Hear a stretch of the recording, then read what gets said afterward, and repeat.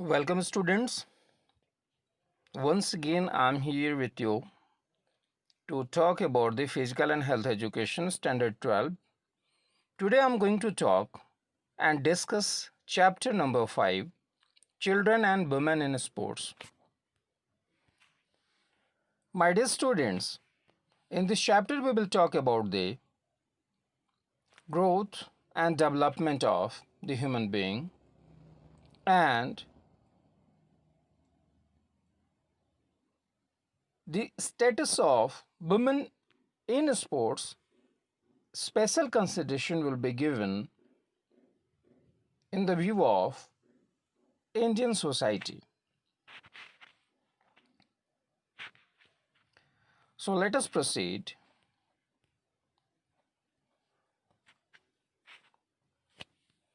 Physical activity stimulate growth and able to improve physical and emotional health. Means, if we are engaged in the physical education and the activities related with the physical, our emotional and physical health both will be maintained. In today's competitive world, the importance of physical activity in children is more than ever.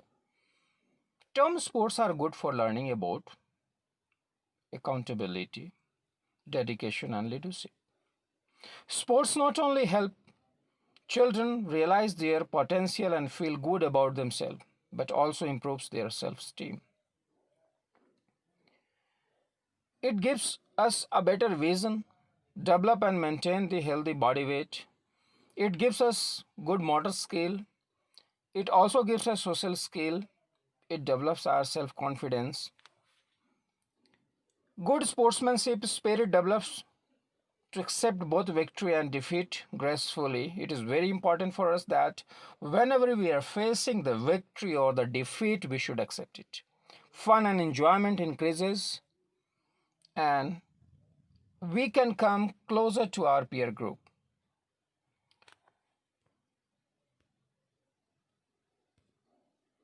So, what learning outcomes would be there in this chapter? Motor development and factor affecting the motor development that we will study. We will study the exercise guideline at different stages of growth and development, common postural deformities, sports participation of women in sports, special consideration during the menarche and menstrual dysfunction, and it is this special consideration for the female athletes, and what kind of problem the female athlete can face, that is osteoporosis, amenorrhea, bad eating disorders. Let us talk one by one. So first of all, we will talk about the types of motor skill. There are two types of motor skill, that is gross motor skill and the second one is fine motor skill. My dear students, you can get the example that when we see a small child, age group of 2 to 6, he cannot write but he can run the pen on the page. So you will see that he cannot write A, but he can put this kind of line on the pages if you will provide that child pen or pencil. But gradually you will see that he can write A, he can write, she can write B, C, so on. So this is the basic difference between the gross motor skill and fine motor skill. First of all, when we provide the pen, pencil or any writing materials to any child, he can simply put the line on the page like this. This is the gross motor skill. But if they can match these two lines and they can draw a mountain, if they can make a O and they can put some rays here, they can make the sun. So here you will see that this is our fine motor skill, nothing but it is our fine motor skill. So there are two kind of skills.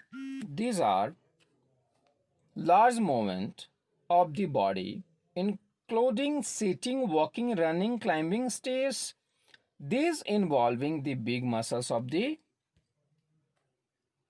body. So when the big muscles are involved in any activity, my dear students, that is gross motor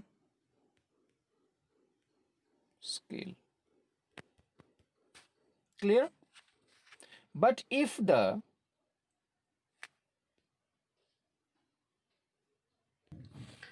now we will talk about the stages of growth.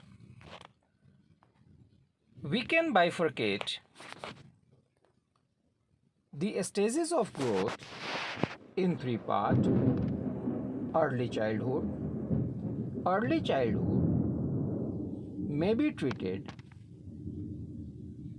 within 2 to 6 years, middle childhood from 7 to 10 years, and later childhood 11 to 12 years.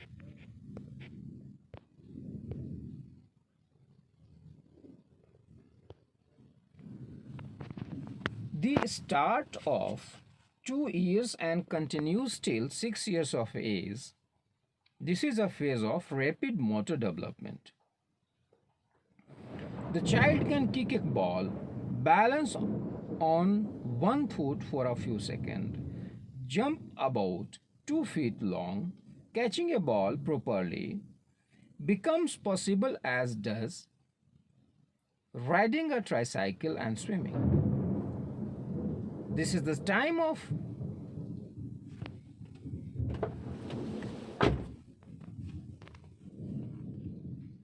initiate a child into systematic training for the competitive sports, especially swimming, gymnastics. However, it is too early for a child to take part in a competitive sports.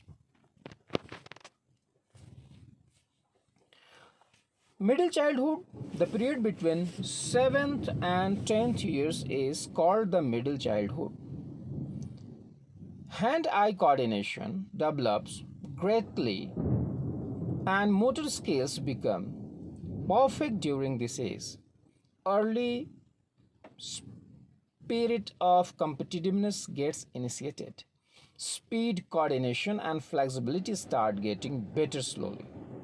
This is the age to initiate structured training, teach the child correct movement and posture, etc. And third one is late childhood. The 11th and 12th years of life is the late childhood. This is the age when difference between male and female start showing up but are not very significant.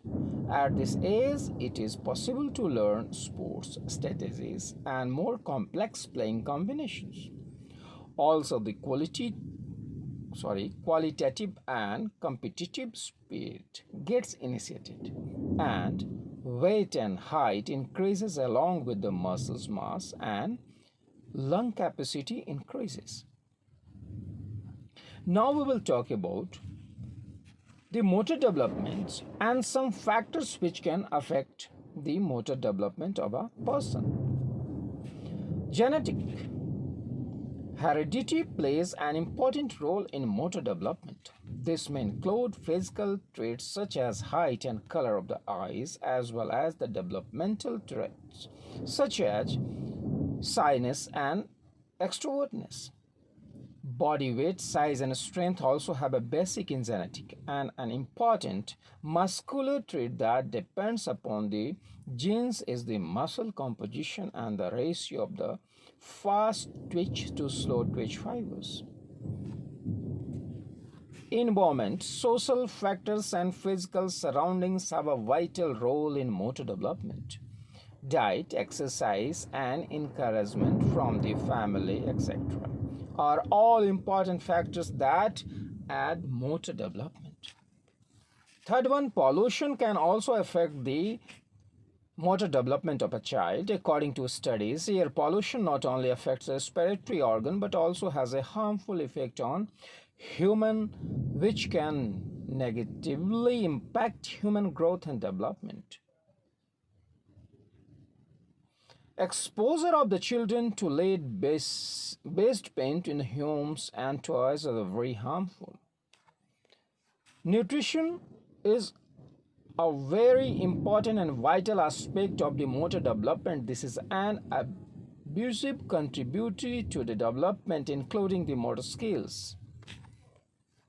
The sensory deficits, if the child is having some kind of problem in sensory hearing, visualization and other things, then definitely the motor development would be affected. Obesity, being overweight, is a big aspect which can affect the child's motor development. Maintaining an ideal weight is hence a great boost to motor development. Physical deformities like knock knees, flat foot, kyphosis, lordiosis can also affect the child development.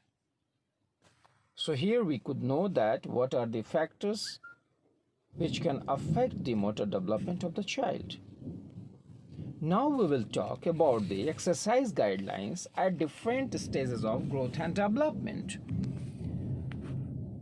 So here in this topic, what we will learn that what kind of exercise we should give to the child in this age group. Infancy, 1 to 2 years, although infants have little control over their muscles, they still enjoy the feeling of their limbs flexing, extending, twisting and moving through a space. At the early age of 1 month, you can begin exercising with your own newborn. Exercise designed to develop head control, crawling and sitting up ought to be encouraged by the family. The second one is early childhood and 2 to 6 years. This is the age for rapid development of the motor and sensory strengthening heart and lungs. Exercise also helps improve gross motor skills such as running, kicking, throwing, and swimming. As a result of promoting healthy growth and development, physical activity helps achieve and maintain a healthy weight, beside building strong bones and muscles. Beside this, also leads to good mental health. So here what kind of exercise we should give? This is an age to participate and not to compete. It is the recommended at the age that the child spend at least an hour daily in being physical activities. They cannot compete with anyone, but they should participate. As this age, the activities for the children should be more for fun and enjoyment. Allow the child to experiment and explore, as this strengthens mental development. Third one is later childhood, 11 to 12 years. During this period, exercise not only improve physical attributes but have also been proven to be really important for cognitive development. This is the age to learn community participation, and games that involve teamwork should be emphasized over games with individual participation. This is the time to teach children the basic rules of competition and competitiveness. At this age, building endurance with sports like running, cycling, and swimming is initiated. Adolescent, the age of 13 to 19 years. This is the age for exercising for a prolonged period of time over and above the 1 hour prescribed at the younger age. Competitive athletes and winners of championship events are produced at this age. This is the age to improve muscle strength, bulk flexibility and endurance. Running, gymnastics, weightlifting, push-ups, hockey, football, tennis and squash are exercises described at this age. And adult, 19 plus. Active adults are healthy adults. The best way to prevent lifestyle diseases of adulthood is to follow a regular exercise schedule. Physical inactivity greatly increase the risk of ill health in adolescent. As we age, we lose muscle mass and bone density. The way to preserve this is to exercise regularly, including light resistance exercise. All the major muscles groups and should be exercised with the adequate recovery period for the each group. So my dear students, up to this point we could discuss the different stages of our growth and development and what kind of exercise we should give, that we could know. So I hope this would be fruitful for you. I am going to conclude this lecture. Till then, goodbye. Very soon we will meet you. Thank you. Thank you. Have a nice day.